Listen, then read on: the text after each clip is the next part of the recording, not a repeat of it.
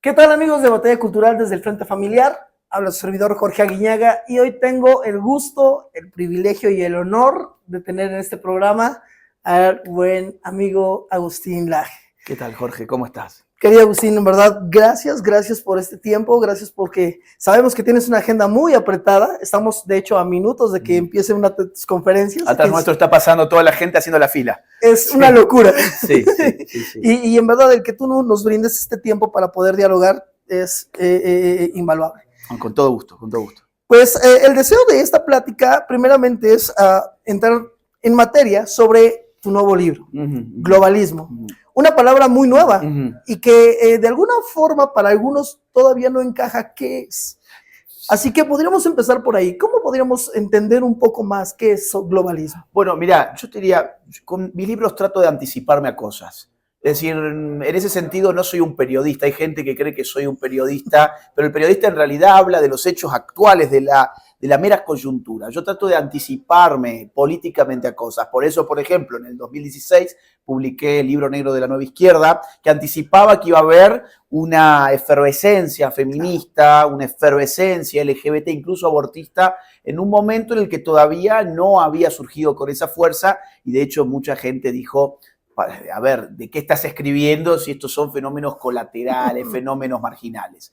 Después, la batalla cultural en el 2022 era un concepto que todavía no estaba en boca de todo el mundo. Hoy está en boca de todo el mundo. Hoy hablan de batalla cultural incluso nuestros enemigos en Argentina, por ejemplo. Claro. Generación Idiota en el 2023 estaba haciendo una radiografía de lo que hoy llamamos wokeismo. Solo que en este 2024 la gente ya le dice wokeismo. Cuando yo escribí Generación Idiota, que lo escribí en el 2022, en realidad se publicó en el 23, al ponerle generación woke no iba a significar nada para la gente. Y ahora tengo globalismo, y globalismo es un término muy nuevo, como has dicho, es un término que está indicando un nuevo fenómeno político, y escribí este libro para anticiparnos a ese fenómeno. ¿Cuál es ese fenómeno? El de la paulatina concentración de poder político en organismos supraestatales. En resumen, ¿qué es el globalismo? No es lo mismo que globalización. La globalización es la aceleración de los intercambios comerciales a nivel planetario. El globalismo es la concentración paulatina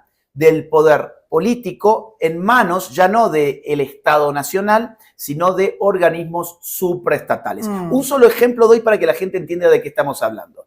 Tuvimos una pandemia hace muy poco tiempo y cuando uno se pone a revisar quién gobernó durante la pandemia en términos sanitarios, bueno, vas a encontrar que en realidad para la mayoría, para la inmensa mayoría de las naciones, la autoridad que gobernaba las principales directrices de que teníamos que usar cierta mascarilla, que había que estar en cuarentenado, que había que inocularse tal o cual cosa, todos esos lineamientos de donde venían, no del Estado-Nación, sino de un organismo supraestatal llamado OMS. Esto es tan solo un ejemplo. Podemos hablar también de temas climáticos, podemos hablar de temas económicos, podemos hablar de temas sexuales, podemos hablar de temas migratorios. Todas esas agendas están vinculadas a órganos supraestatales que son los que bajan directrices, y eso es globalismo. Perfecto.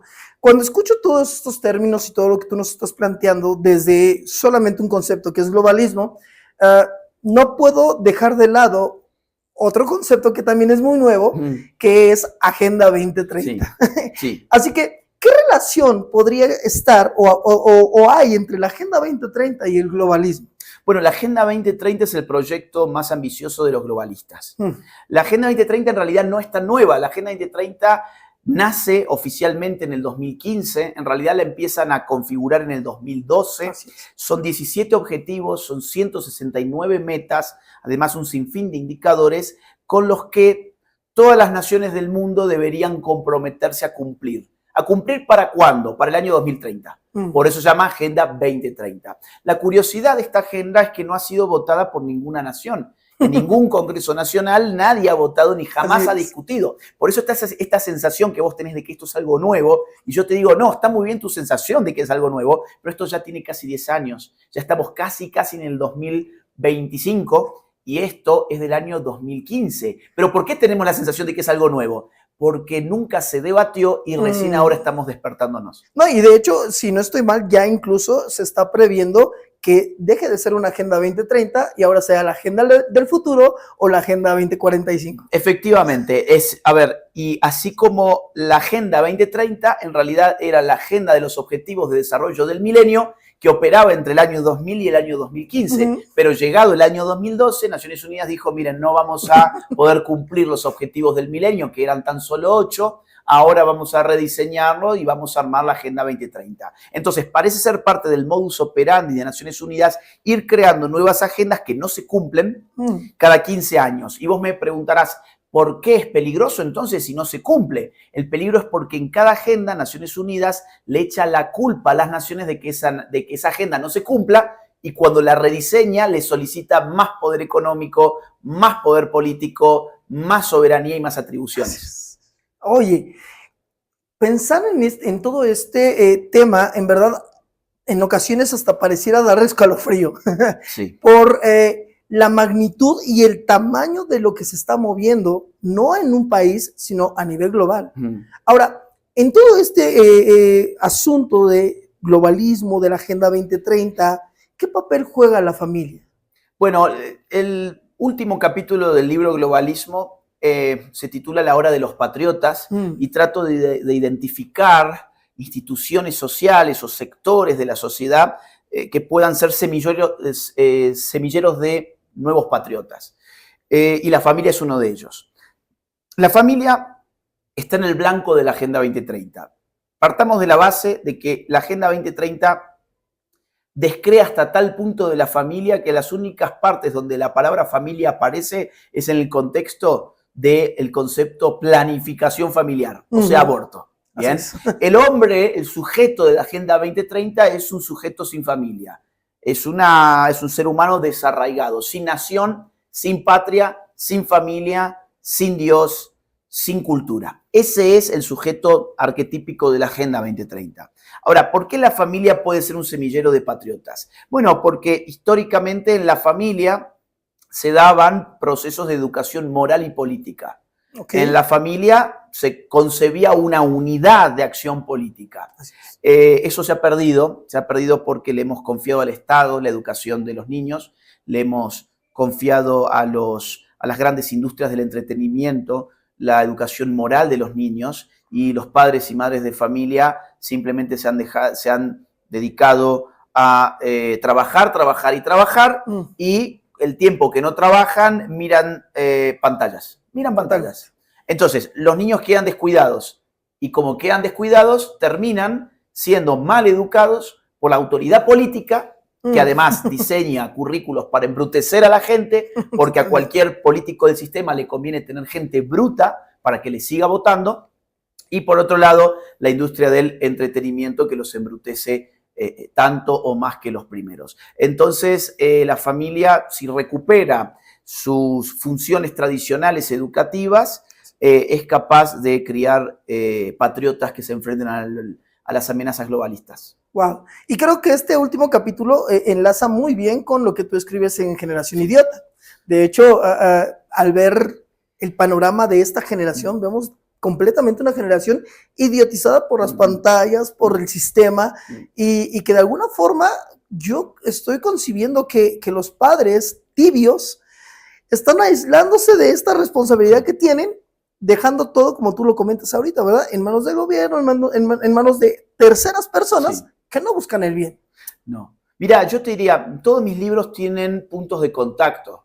Es decir, mucha gente pregunta, ¿por cuál libro tengo que empezar? Es como una saga, tengo que ir. No, en realidad no es que sea volumen 1, 2, 3, 4. En realidad uno puede empezar a leerme desde cualquiera de mis libros, pero todos tienen puntos de contacto. Por ejemplo, en la batalla cultural desarrollo el concepto nueva derecha y la Generación Idiota termina, el último capítulo es sobre la nueva derecha y los jóvenes. Okay. O, por ejemplo, en batalla cultural desarrollo en un subcapítulo el problema del globalismo. Okay. Y ahora hay todo un libro sobre la temática que es globalismo. O, por ejemplo, vos recién lo decías, en Generación Idiota hay un subcapítulo muy importante del libro sobre la familia.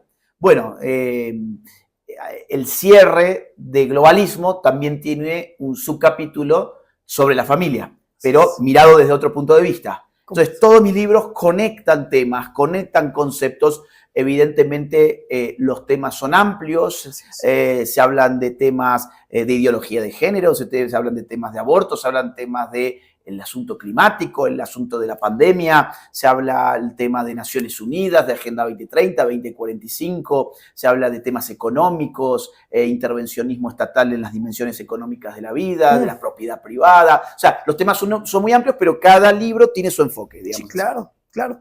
Ahora, y con el fin de ir también cerrando ya este conversatorio, ¿qué consejos podrías darnos a los que somos padres de familia y que obviamente estamos viendo que hay un peligro detrás de todo esto? Bueno, lo primero que diría es que nadie puede dar aquello de lo que carece y nadie puede hacer algo con lo que pasa si no sabe en primer lugar qué es lo que está pasando.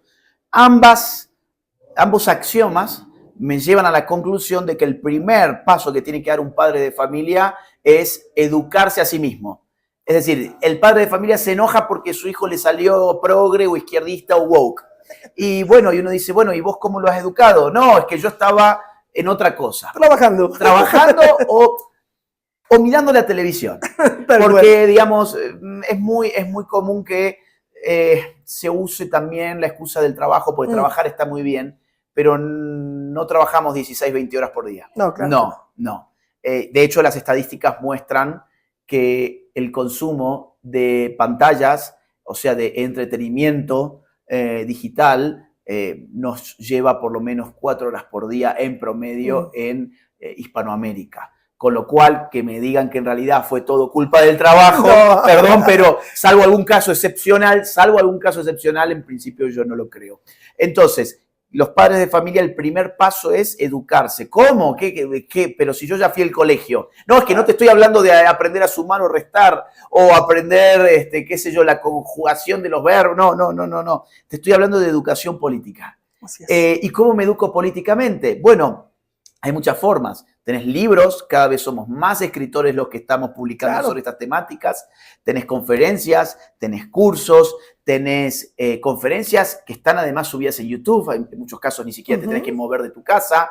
Tenés videos, tenés transmisiones en vivo, tenés periódicos, tenés portales online de todos los tipos, algunos más aconsejables y otros menos recomendables. Entonces, en realidad, educarse políticamente está al alcance de un clic, o al alcance de algunos metros de moverte con el auto a una librería o de venir con tu auto a una conferencia. No es demasiado el esfuerzo que uno tiene que hacer, está al alcance de la mano. Y el segundo paso es aplicar eso que voy aprendiendo. ¿Cómo? En la mesa familiar, en lugar de estar todos hipnotizados mirando la televisión, apagamos la televisión y empezamos a conversar. ¿Qué pasó hoy en el país? Hoy pasó esto en el país. ¿Qué opinan ustedes?